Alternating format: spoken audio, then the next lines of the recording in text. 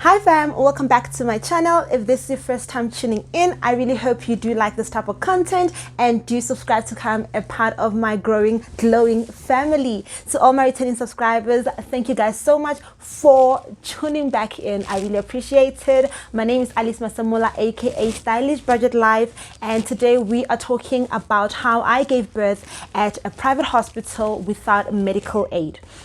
All right guys, so it happens guys that maybe you find yourself in a situation like mine. This happened in 2016 when I gave birth to my now almost 5-year-old daughter. And so basically what happened was, guys, I had medical aid with Momentum, and I think I was spending about $1,000 for that, paying for that medical aid. However, I wasn't getting sick. I've never been a sickly child, so I just felt like I was wasting money, and so I was like, I'd rather save this money than pay medical aid. Just like people who do with like car insurance, and you're like, my car hasn't been in an accident, no, I'm just gonna cancel my insurance. So guys, fine, I canceled my insurance and life moved on. Not my insurance, my medical aid, and life moved on. And then a few months later, I found out I was pregnant. Yes, I was like, why did I cancel my medical aid? What's gonna happen? And you know, guys, my thing is I've always wanted to give birth at a private hospital. It's just easier. We're not gonna get into the politics of it. No, we're not. All right. So then, obviously, my partner and I, we discussed it, and I was like, look, I don't want to give birth at a public hospital. I gave him my reasons, and then he's like, okay, no, I do agree with you. So what's the plan? All right. So first of all, I'm going to start you guys with your month-to-month visits, your checkups, your monthly checkups for the entire 9 months, so that the doctor can check that your baby is fine. So obviously, if you're not going to give birth at a public hospital, you definitely want to find a private doctor as well, so that you can do your visits there. And guys, for me, the thing is, my visits, I was doing them like lunchtime or whenever I could ask at work. So I wanted to be flexible, and I didn't want to stand in queues and go through, I won't talk about it, but I just wanted it to be a breeze, right? So yeah, so what I did, guys, for my checkups, I got what we call a health insurance. At the time, I did it with Essential Med, but there are other health insurance companies that you can check out and compare quotes. But Essential Med was amazing for me, because I think I was paying 356 rands, and they covered my scans, except for the 4D. They covered my monthly visits up until the last month, where you go for like 4 checkups in a month. They covered all of that, so I had no stress. And my doctor was amazing. So the doctors are on their network, and he was just amazing. Shout out Dr. Rouse. I really enjoyed my checkups, because he was very informative. He answered all my questions. It was absolutely great. So yeah, so what happened was, now health insurance is definitely a must, so that you make sure that every single month your baby is checked on and your baby is doing well. It's always great to know that your child is good, and your baby is absolutely growing well. It just keeps you at ease, because we all know how sensitive and just so much anxiety can go through you when you are pregnant. So anyway, now let's move on to how I gave birth at a private hospital. So I'm going to share the details of the hospital where I gave birth. It was in Sunnyside in Pretoria. It's called it's a Mediclinic, and it specializes in female, it's like, how do I put it? It's a gynecological hospital. So it specializes in female matters, and guys, we'll talk about my memory was full, so I had to delete some videos. But anyway, let's continue. Yes guys, so now what we did was we decided to save up. Yes, if you're gonna plan to give birth at a private hospital without medical aid, you definitely have to move your money around and start cutting out certain things, and you definitely have to save. Unless you win the lotto, child, then yeah. But anyway, we're going to talk about saving. So depending on how much you can afford to save, I would say that first of all, just start with looking for the hospital you want to give birth at, and then definitely do compare codes and be very flexible, guys, because where you stay might not have affordable hospitals when you pay cash. Then definitely try to find closer areas where you can also give birth. So what I did was I looked for a gynecological hospital, Mediclinic, and I also checked, I think is it Unitas Hospital. They also had very good, in Centurion, they also had very good prices. So I was just like, okay, between the two, we'll have to drive to Centurion, okay? Yeah. But anyway, I was very happy with Mediclinic. So we stuck with Mediclinic, and at the time, natural birth was 16,000 something, and then what is this, cesarean was 40 something thousand. But I think what happened with the 40 something thousand amount was inclusive of everything, but I'll get into that because that's about how much we spend. Yes, so that when you start saving, you know how much you have to save up for. All right.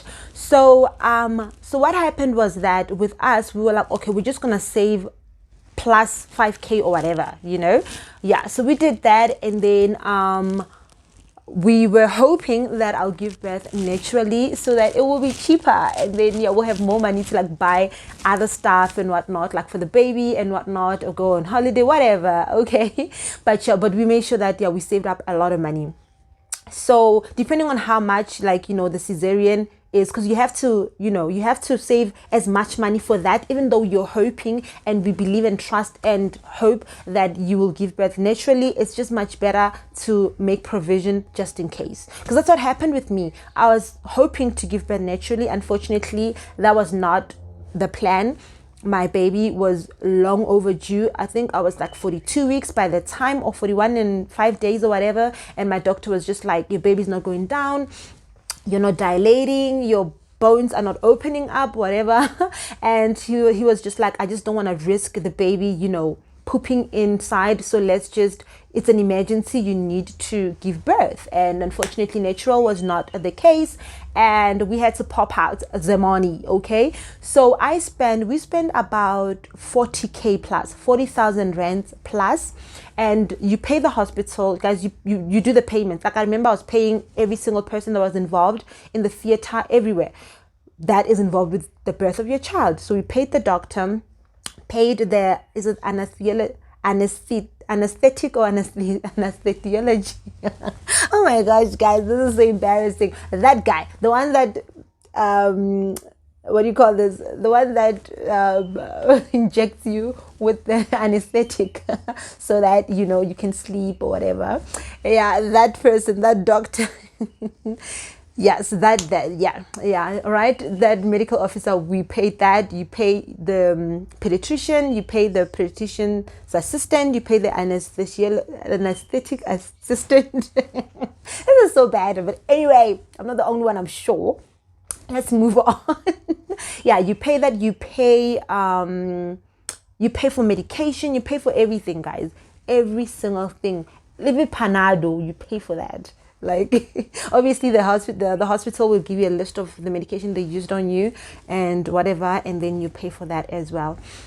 So yeah, guys, and I remember I was as well induced before the C-section happened. I was induced, so I had to pay for that inducementology. I had to pay for that, and every night you sleep at the hospital, you pay for like 4,000 something. So you have to get your facts straight, get your amount straight, so that you make sure that you've got or have saved enough money to cover all of that. All right, guys, so let's talk about the hospital. I just want to let you guys know, guys, now whenever I've been to hospital, it was pregnancy related.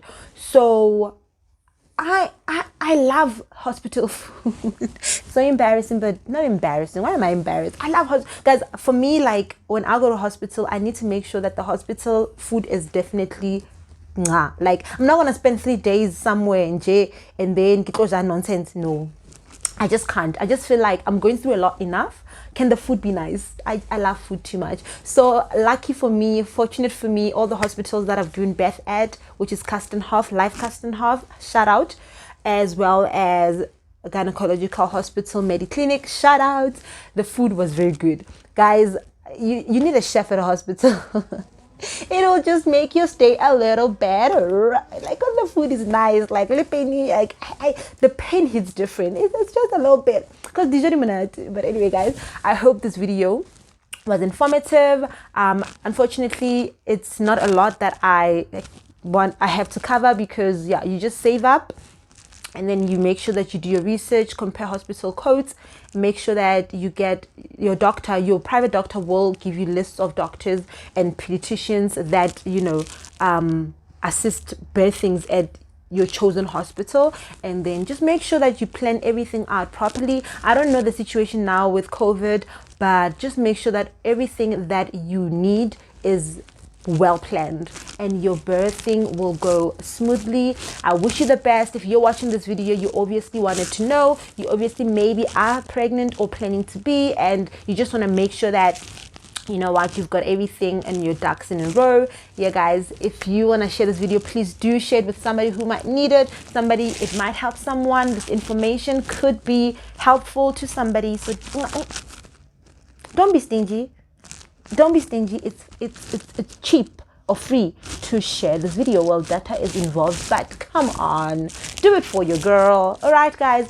Thank you so much for watching this video. I really appreciate it. And yeah, if you liked it, don't forget to give it a huge thumbs up. Guys, please continue to watch the videos. If you are busy, just play it. Play it. I don't mind. I really appreciate it. Don't forget to comment, like, and subscribe. From my heart to yours, I am so grateful for the growth that we are going through on this channel. And yeah, it's all because of you. Goodbye, guys.